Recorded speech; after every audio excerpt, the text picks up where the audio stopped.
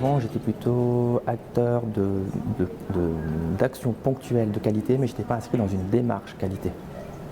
Et tous ces outils et ces méthodes vues en cours, le brainstorming, le SIG PDCA, les bundle scare, m'ont permis d'avoir une assise, des fondations solides pour que je puisse moi à mon tour répondre à la demande sur le terrain.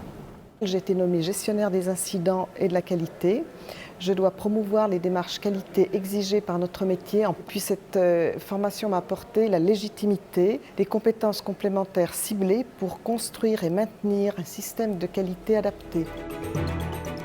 Pendant le DAS, j'ai conduit un projet en lien avec la sécurité des patients.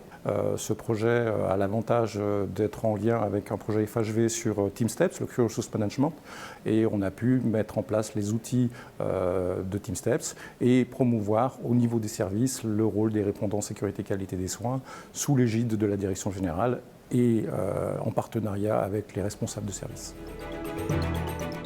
Dans mon travail, je ne me sens plus seule. J'ai des appuis des gens que j'ai rencontrés pendant le DAS et quand j'ai des problèmes ou quand je veux des explications, je peux toujours appeler l'une des personnes que j'ai rencontrées.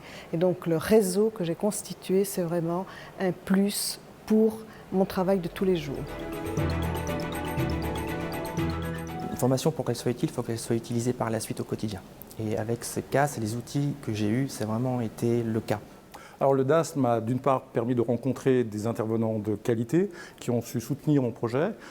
J'ai pu échanger avec les apprenants, quelles étaient leurs expériences par rapport à leur structure. Et puis aussi les différents outils qui ont été mis à disposition, tels que le benchmarking, tels que la gestion de projet, tels que le suivi d'un plan d'action, la mise en place d'indicateurs. Tous ces outils ont été assez intéressants pour moi et m'ont permis d'être crédible vis-à-vis de la direction générale, vis-à-vis des responsables cliniques pour pouvoir montrer quel est l'avantage d'un projet d'amélioration de la qualité et de la sécurité des soins.